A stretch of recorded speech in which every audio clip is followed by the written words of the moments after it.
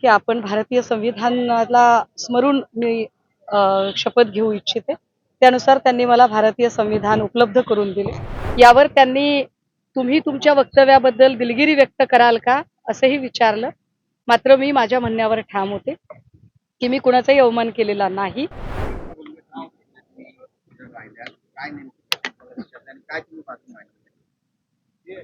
हक्कभंग समितीसमोर आज मला माझी साक्ष नोंदवायची होती. मागच्या वेळेला प्रकृती अस्वस्थामुळे मी येऊ शकलेली नव्हते.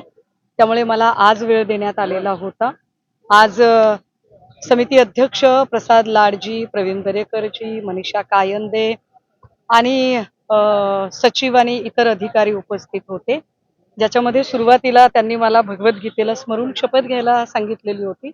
मात्र ही सगळी न्यायिक प्रोसिजर असल्यामुळे मी त्यांना विनंती केली की आपण भारतीय संविधानाला स्मरून मी शपथ घेऊ इच्छिते. त्यानुसार त्यांनी मला भारतीय संविधान उपलब्ध करून दिले आणि भारतीय संविधानाला अनुसरून मी अजिबात कुठलीही माझ्या वक्तव्यापासून मागे न जाता त्यांनी जे प्रश्न विचारले त्या प्रत्येक प्रश्नांची उत्तरं दिलेली आहेत. त्यांच्या म्हणण्यानुसार मी सभागृहाचा अवमान मी त्याच्या संबंधाने माझी भूमिका मांडलेली आहे की माझं जे काही स्टेटमेंट आहे हे स्टेटमेंट हॅबिटेट स्टुडिओची तोडफोड ज्या लोकांनी केली त्यांच्याबद्दलचं आहे आणि हे तोडफोड करणाऱ्या लोकांमध्ये कुणीही सभागृहाचा सदस्य नव्हता. त्याच्यावर त्यांचं असं म्हणणं होतं की तुम्ही बाकी खाली जे बोललात ते खरं आहे का? तर हो, मी खाली जे बोलले तेही खरं आहे. कारण प्रशांत कोरटकर असेल, अतुल सोलापूरकर असेल किंवा आपटे असेल, कोश्यारी असतील, या सगळ्याच लोकांनी जे काही आतापर्यंत महापुरुषांचा अवमान केला आणि या अवमानाच्या संदर्भात कुणीही त्याच्यावर अवाक्षर बोललं नाही.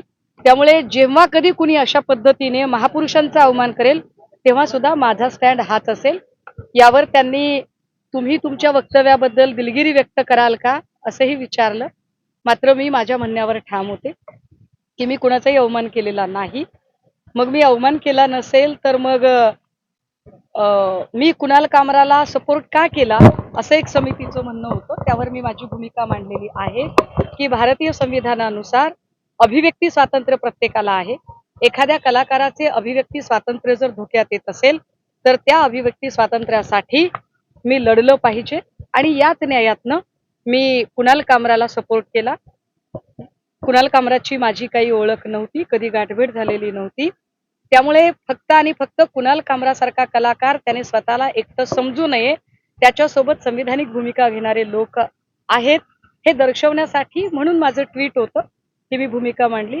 आणि पुनश्च एकदा समितीतल्या प्रत्येक सदस्यांनी की काय तुम्ही याच्यावर दिलगिरी व्यक्त कराल का, लेखी माफी मागायची तुमची तयारी आहे का?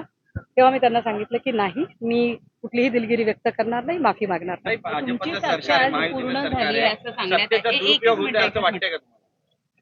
दोन प्रश्न काय? मुळात आता समिती अध्यक्षांचं असं म्हणणं पडलं की काही प्रश्नांची तुम्ही गोलमोल किंवा उडवाउडवीची उत्तरं दिलेली आहे. त्यांचं समाधान झालं नाही असं त्यांच्या वक्तव्यावरनं वाटलं. पण तुम्ही जी साक्ष दिलेली आहे त्या साक्षीपासून तुम्ही समाधानी आहात का? पुढच्या वेळेला कदाचित तुम्हाला बोलवलं जाणार नाहीये. बघा, मी पुन्हा एकदा आपल्याला सांगितलं पाहिजे की माझ्यावर ठेवलेल्या आरोपांचे मी त्यांना दोन भाग करून सांगितलेले आहेत. पहिला भाग की मी ज्यांच्याबद्दल वक्तव्य केलं त्यातली एकही व्यक्ती ही सभागृहाची सदस्य नाही. मी हॅबिटेट स्टुडिओची तोडफोड करणाऱ्या लोकांबद्दल बोललेली आहे.